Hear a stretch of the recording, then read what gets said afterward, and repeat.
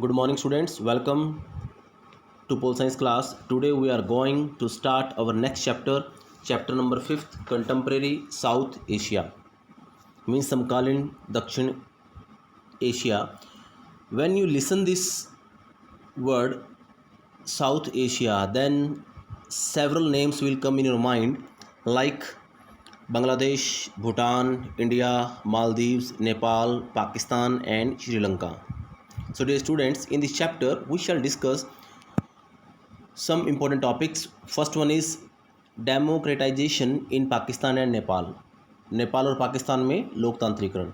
Second, ethnic conflicts इन श्रीलंका, श्रीलंका में जो नस्ल भेदीय जो कन्फ्लिक्ट्स हुए थे, इश्यूज चल रहे थे. Third one, impact of economic globalization on the region, क्षेत्र के ऊपर जो आर्थिक वैश्वीकरण है उसका प्रभाव. Fourth one is conflicts and efforts for peace in South Asia, दक्षिण एशिया में जो एफर्ट्स किए जा रहे हैं किसके लिए, टू मेंटेन पीस, उसके बारे में, और जो इन इश्यूज चल रहे हैं. And last one is India's relations with its neighbours, Bharat के पड़ोसी देशों के साथ संबंध. So dear students, let us discuss some basic rememberable facts of this chapter, because these facts help us to understand the chapter nicely. So let us start our discussion. First basic fact: Bangladesh, Bhutan, India, Maldives, Nepal, Pakistan and Sri Lanka are included in South Asia. Its natural feature, इनके जो प्राकृतिक जो विशेषता है, are responsible for the distinctiveness of the subcontinent. In spite of natural similarity, natural similarity होने के बावजूद भी, से एक समानता होने के बावजूद भी, they don't have similar political system, राजनीतिक व्यवस्था एक जैसी नहीं है. Pakistan and Bangladesh have experienced both civilian and military rulers, Pakistan में सिविलियन मतलब कि डेमोक्रेसी भी आज इस्टेब्लिश हो चुकी थी, और जो मिलिट्री रूलर्स है, मिलिट्री राज भी वहाँ पे स्थापित हो चुका है. तो they have Pakistan and Bangladesh both have both types of experience, civilian and military. Nepal was a constitutional monarchy, वहाँ पे राजतंत्र था, but democracy has been established there, वहाँ पे डेमोक्रेसी स्थापित की जा चुकी है. The social dominance of the military clergy in Pakistan encourage military to continue its dominance instead of democracy. वहाँ का जो सोशल डोमिनेंस है किसका, पाकिस्तान में मिलिट्री का और क्लर्जी का, ये क्या है, ये इनकरेज करते हैं मिलिट्री को कि we want to live under your dominance, कि हम आपके अंडर रहना चाहते हैं, not in democracy. Because you know very well, democracy is not the government of honest people. Many critics say this thing कि जो लोकतंत्र होता है वो ईमानदार लोगों की सरकार नहीं होती. So next one, Bangladesh adopted democracy after its independence and Sheikh Mujibur abolished all parties except his own, the Awami League, which had to the conflicts and tensions. He was assassinated with his family in a military uprising in 1975. जो शेख मुजबिर थे, abolish old parties, उन्होंने सारी parties को ख़त्म कर दिया, सिर्फ अपनी पार्टी को छोड़कर. उनकी पार्टी का नाम क्या था, अवामी लीग. इससे क्या हुआ, एक कन्फ्लिक्ट स्टार्ट हो गया बाकी पार्टियों के बीच में. सो बाद में उसकी हत्या कर दी गई थी उसकी फैमिली के साथ ही, in a military uprising in 1975. The people of Bangladesh revolted and supported democracy, जो बांग्लादेश के लोग थे उन्होंने विद्रोह किया और सपोर्ट किया डेमोक्रेसी को, and this democracy was again established. Nepal had a monarchy, Nepal में भी राजतंत्र था, but due to the public outreach लोगों ने रिवोल्ट किया इन 1990 में, and democratic constitution was accepted, बाद में एक लोकतांत्रिक संविधान स्वीकार किया गया. And king Gyanendra abolished and dismissed the government, उसने सरकार को भंग कर दिया. and the process of restoration of democracy was started after election in 2007. At present, democracy has been established there. Next one, Sri Lanka continues to face ethnic conflict. Sri Lanka में starting से क्या जातीय या नस्ल भेदी इशू चल रहा है, कन्फ्लिक्ट चल रहा है even after its independence, and this problem has emerge due to shift of Indian Tamil in Sri Lanka. ये समस्या क्यों आई थी? क्योंकि जो इंडियन तमिल है जो श्रीलंका में शिफ्ट हुए थे तब से प्रॉब्लम स्टार्ट हुई थी। India sent troops to stabilize relations between the Sri Lankan government and the Tamil. Bharat ने एक अपनी सेना भेजी वहाँ पे ताकि श्रीलंकन गवर्नमेंट और तमिल के बीच में एक पीस मेंटेन की जा सके, रिलेशन अच्छी किए जा सके, but had to call the troops back due to public outreach. लेकिन लोगों के विद्रोह के कारण सरकार को अपनी सेना को वापस बुलाना पड़ा। And the Sri Lankan crisis continue till date. तब से वो वहाँ पे ये जो क्राइसिस चल रहे हैं, एथनिक क्राइसिस, वो कंटिन्यू चल ही रहे हैं। Conflicts have always been there between India and Pakistan. और भारत और पाकिस्तान में हमेशा से ही कन्फ्लिक्ट चलते रहे हैं, द्वंद्व चलता रहा है। India and Pakistan are holding negotiations on issues such as division in Sindh river, Kutch terrorism, Siachen glacier, Kashmir issue. ये कुछ इश्यूज़ हैं भारत और पाकिस्तान के बीच में, जैसे सिंध नदी का पानी है, सिंधु नदी का पानी है, कच्छ का जो इलाका है वहाँ पे टेररिज्म फैलाता है पाकिस्तान, सियाचिन ग्लेशियर है वहाँ पे भी हमेशा घुसपैठ करता है, सीज़ फायर का उल्लंघन करता है। कश्मीर का भी इशू रहा था लेकिन अब तो शॉर्ट आउट कर दिया गया है। सो both the countries have got nuclear power in 1998। और क्योंकि दोनों ही देशों के पास क्या है, दोनों देश परमाणु हथियार संपन्न देश हैं। The governments of India and Bangladesh have had differences over several issues. Bharat और बांग्लादेश के बीच में कोई इश्यूज़ हैं, including the sharing of the Ganga and Brahmaputra river waters, even after having corporation among them on the environmental issues. दोनों के बीच में इशू किस चीज़ का है? ब्रह्मपुत्र और गंगा के पानी को बंटवारे को लेकर। And the Indian government has been unhappy with Bangladesh denial of illegal immigration to India. और जो भारतीय सरकार है, भारतीय गवर्नमेंट है, वो क्या है, खुश नहीं है बांग्लादेश के साथ denial of illegal immigration to India, क्योंकि वहाँ के जो लोग हैं वो भारत में भी आते हैं, बिना वीज़े सीधे आ जाते हैं।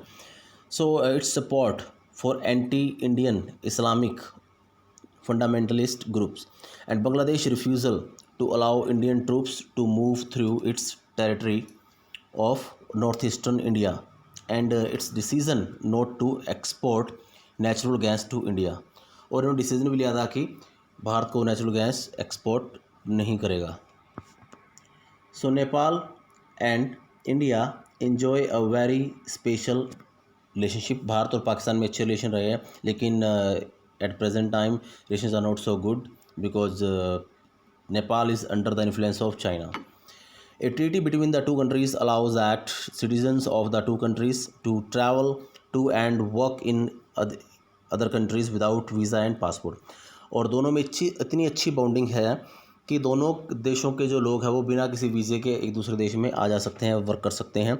And area such as trade, scientific corporation, common natural resources, electricity generation and interlocking water management grids holds the two countries together, but there are some differences too. फिर भी कुछ इश्यूज़ हैं दोनों देशों के बीच में। India has stopped interfering in the internal and ethnic affair of Sri Lanka since 1987। Bharat ने 1987 से ही श्रीलंका के जो अंदरूनी मामले थे और जो एथनिक इश्यूज़ थे उसके अंदर इंटरफेयर करना बंद कर दिया। तो जब इंडिया ने अपनी आर्मी भेजी थी वहाँ पे तो लोगों ने रिवोल्ट किया था इस चीज़ के लिए, जो श्रीलंकन गवर्नमेंट थी उन्होंने इसको क्रिटिसाइज़ किया था। So both the countries share a sound relationship now. दोनों में अच्छे रिलेशन है, but both have sign free trade agreement FTA दोनों ने साइन किया हुआ है। And India supported Sri Lanka at the time of tsunami. और भारत ने सपोर्ट भी किया था श्रीलंका को जब वहाँ पे सुनामी आई थी। India enjoy a very special relationship with Bhutan too. और भारत के भूटान के साथ अच्छे रिलेशन है। And the efforts made by the Bhutanese monarch to weed out the guerrillas and militant from north eastern India. उत्तरी भारत से क्या करते हैं, उत्तरी इलाका जो है वहाँ पे कुछ लोग क्या करते हैं, माओवादी लोग, वो गुरिल्ला प्रणाली से वहाँ पे अटैक करते हैं वहाँ के लोगों के ऊपर। So India that operate in his country have been helpful to India. लेकिन वो जो वहाँ के जो लोग हैं भूटान के, वो भारत की हेल्प करते हैं उन लोगों को भारत में एंट्री करने से। तो इसलिए भारत और भूटान के रिलेशन स्टार्टिंग से अच्छे रहे हैं। And India's ties with the Maldives remain warm and cordial. Bharat और मालदीव के जो रिलेशन हमेशा से बहुत अच्छे रहे हैं। And when some Tamil mercenaries from Sri Lanka attacked the Maldives, जब कुछ श्रीलंकन लोगों ने मालदीव अटैक किया था, then the Indian air force and navy reacted quickly to the Maldives request to help stop the invasion. तब उन्होंने मालदीव ने रिक्वेस्ट की भारत से, तो भारत ने अपनी इंडियन आर्मी को और एयरफोर्स को वहाँ पे भेज दिया और उस जो उन्होंने अटैक किया था तमिल मर्केनरीज ने, उनको वहाँ से उखाड़ फेंका। And the South Asian Association for Regional corporation SAARC is a major regional initiative by the South Asian state to evolve cooperation through multilateral means, and it begins in 1985। एक जो ग्रुप बना था शार्क का, okay, South Asian Association for Regional corporation, ये start हुआ था 1985 में start हुआ था। And the following 8 countries are included in SAARC: Afghanistan, Bangladesh, Bhutan, India, Maldives, Nepal, Pakistan and Sri Lanka. SAARC member sign the South Asian free trade, SAFTA इन्होंने साइन किया था। एक एफ्टा आया था पहले, फ्री ट्रेड एग्रीमेंट, और अब आ गया था SAFTA, means south Asian free trade agreement, which promise the formation of a free trade zone for the whole of South Asia. And SAFTA aims at lowering trade tariffs by 20%। जो trade tariff उसको कम कर दिया, 20% कर दिया जाएगा by 2007। And SAFTA members thinks that India wants to influence and invade their market through SAFTA. अब जो भारत के पड़ोसी देश वो क्या सोचते हैं, वो सोचते हैं कि भारत एक्चुअली, इंडिया क्या है, जोग्राफिकल रूप से क्या है, बहुत वास्ट कंट्री है, तो ये मानते हैं कि ये हम पे अटैक करके हमें अपने देश में ना मिला ले, तो थोड़ा डर रहता है इनको भारत से भी उन पे अटैक ना कर दे और अपना प्रभाव ना बना ले business through. Critics of SAFTA do not find SAFTA worth the trouble since India already has bilateral agreements with Bhutan, Nepal, Sri Lanka। कि एक्चुअली जो क्रिटिक्स है वो मानते हैं कि साफ्टा के कारण देशों को डरने की कोई जरूरत नहीं, क्योंकि भारत ने ऑलरेडी कई बायलैटरल एग्रीमेंट साइन कर रखे हैं भूटान के साथ, नेपाल के साथ, श्रीलंका के साथ। लेकिन SAFTA has evolved a new chapter of the peace and cooperation in South Asia. There have been a series of efforts to manage tension and build peace. तो इन्होंने क्या कर दिया, एक सीरीज स्टार्ट किया, एफर्ट्स किए किसी ताकि वहाँ पे टेंशन ख़त्म हो सके और शांति व्यवस्था बनी रहे। सो नो रीजन, कोई भी क्षेत्र can remain isolated from non regional power, कोई भी क्षेत्र ऐसे नो रीजनल पावर से अलग नहीं रह सकता। So China and United States remain key player in South Asian politics.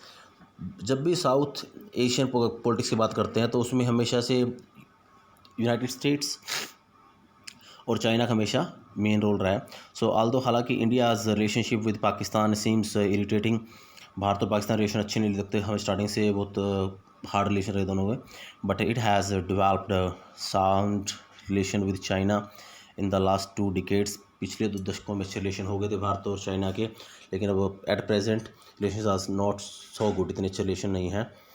And whether South Asia will continue to be known as conflicts prone zone, और साउथ एशिया हमेशा से कैसा माना गया है, एक कन्फ्लिक्ट जोन माना गया है, और will evolve into a regional block with some common cultural features.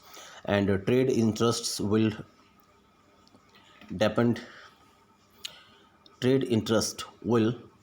Depend more on people and the governments of the region than any other outside power. जो ट्रेड इंटरेस्ट है वो किस पे डिपेंड करता है, हमेशा मोर ऑन पीपल, लोगों पे डिपेंड करता है, एंड द गवर्नमेंट्स के ऊपर डिपेंड करता है ऑफ द रीजन, उस क्षेत्र की, than any other outside power, ना किसी बाहर की विदेशी शक्ति के ऊपर। So dear students, today we have discuss some very important basic facts, rememberable facts of this chapter. So I request you to listen it twice and thrice to understand this chapter. So till then, thanks and have a nice day.